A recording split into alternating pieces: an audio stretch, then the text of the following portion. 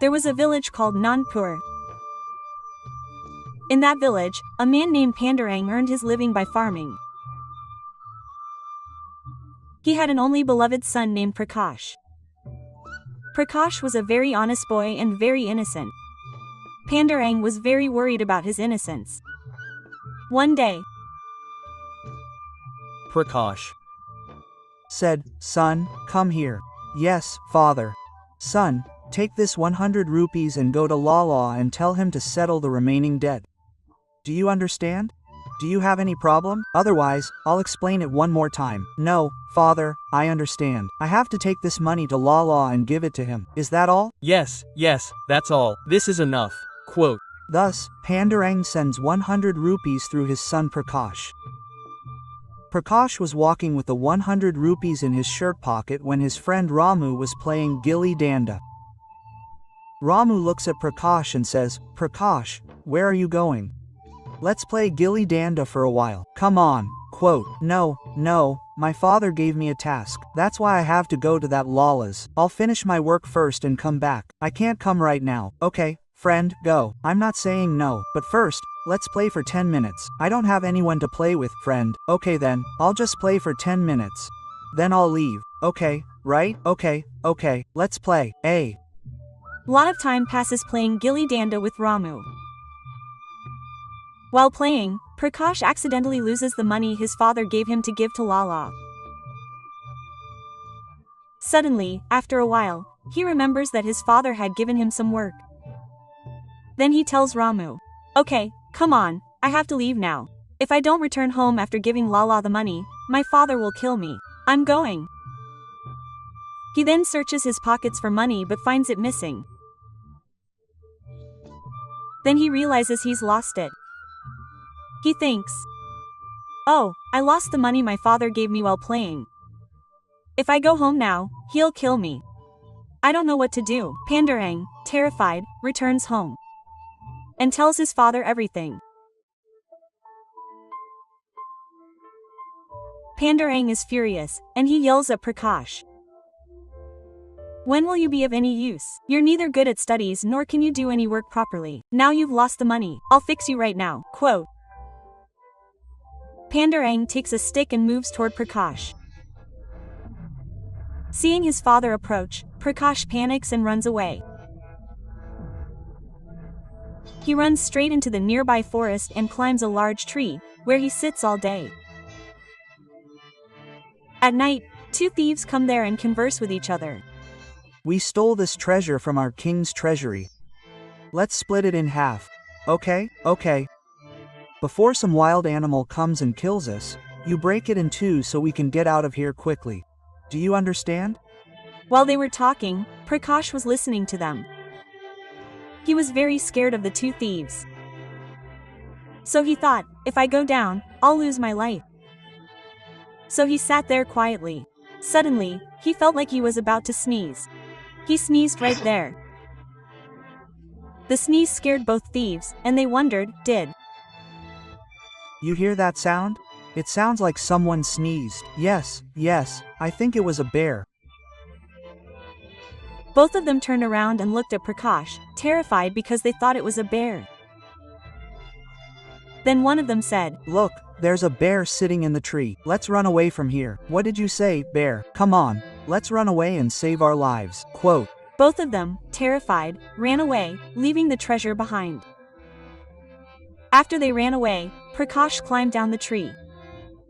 He ties the sack of treasure and then thinks, "Oh, as the thieves said, this treasure must belong to the king. I wonder where the king might be searching for it. I'll quickly take it and give it to the king." Prakash then picks up the sack of gold and falls asleep under a tree somewhere near the village. As soon as morning comes, he goes to the palace. There's a soldier named Shekhar there. He tells him, "Sir, my name is Prakash.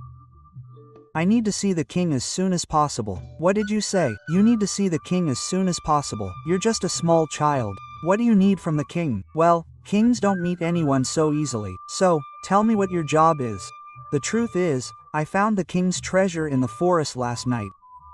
I've come back to return it." Quote. Prakash then tells Shekhar everything about the forest and shows him the treasure. Shekhar says, Well, that's it. You did a good job bringing it here. But the king isn't here right now. He's out hunting. He'll be back tomorrow morning. Then tell them this. But where will you stay until then? So that's it. If the king isn't here, where will I stay? I don't know anyone here. There's nothing to worry about. There's a Vasant Mandap nearby. You can take my name there. You can spend the night there and return the treasure to the king in the morning. Okay, fine. I'll stay there for tonight. Prakash considers spending the night at the Vasant Mandap, the place Shekhar had mentioned. But worrying, he finds the sack of gold under his head and goes to sleep. When he wakes up in the morning, he finds the sack missing. The sack's disappearance frightens Prakash and he immediately sets off for the palace. There, he tells Shekhar, Sir, I made a mistake. The sack of treasure disappeared last night at the Vasant Mandap. I'm at a loss, so I've come to you so I can tell the king. Quote, What are you saying? The king's gold is lost.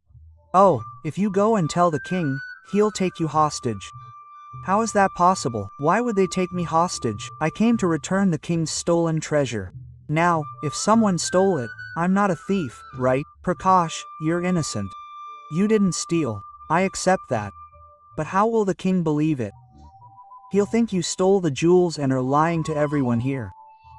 That's why I'm telling you, run away from here before the king finds out. Okay, what you're saying seems right to me. My father even came to kill me that day when I lost the money.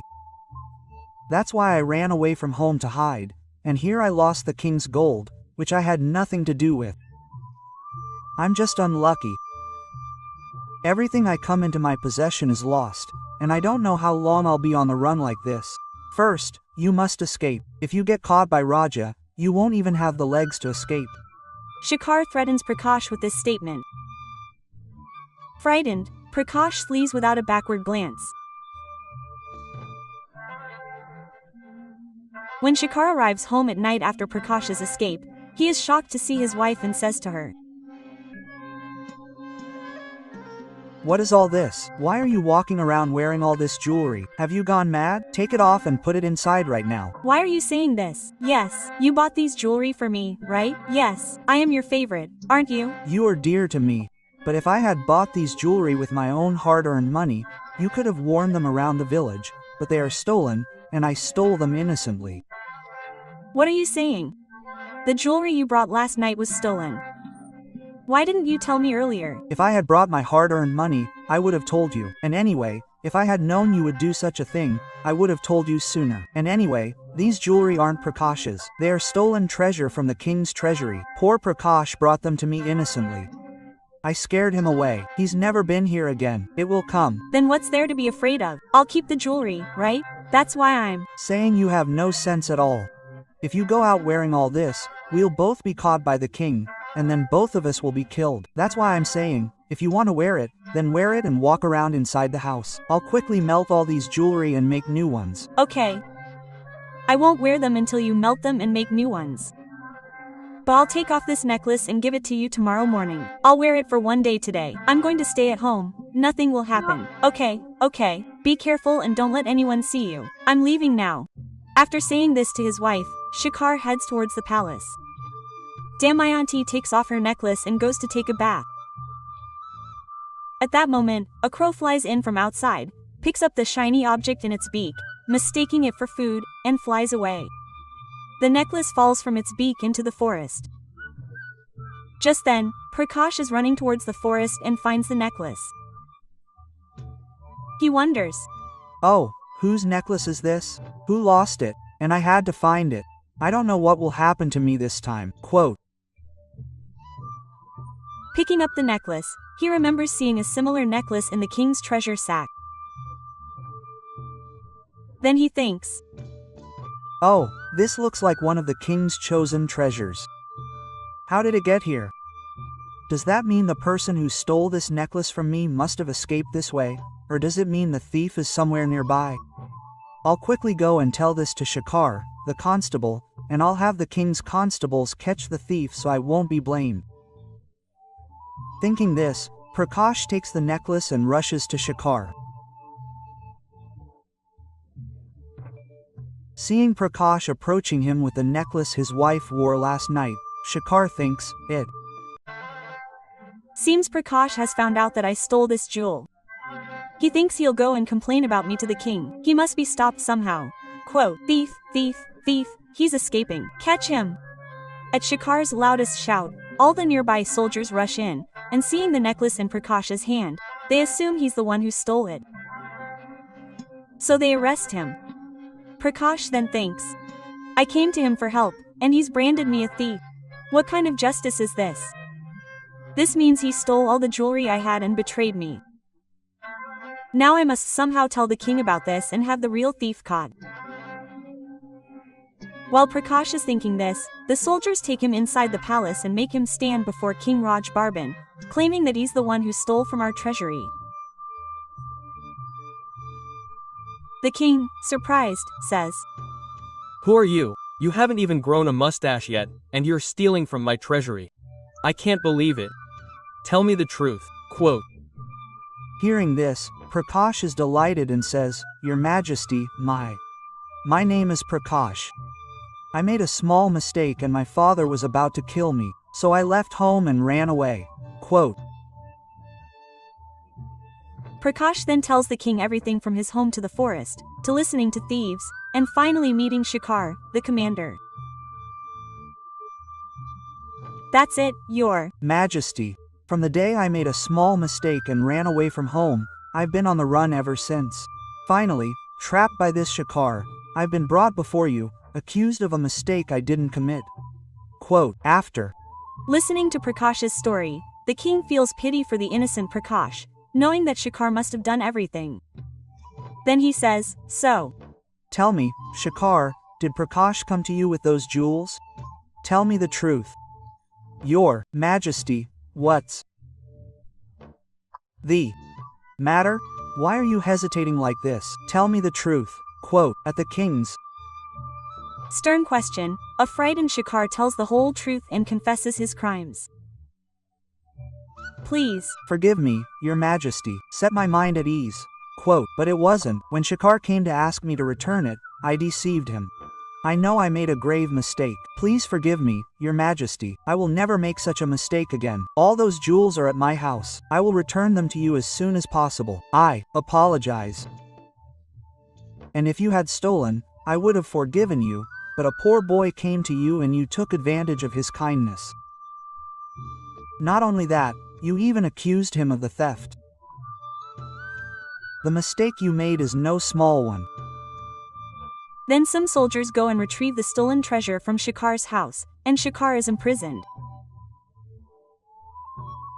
Prakash, whose honesty leads to the recovery of the treasure, receives a reward and praise from the king, and 2 soldiers escort him home. When Pandurang learns from Prakash how the king rewarded him after learning of Prakash's innocence and truthfulness, he too is overjoyed.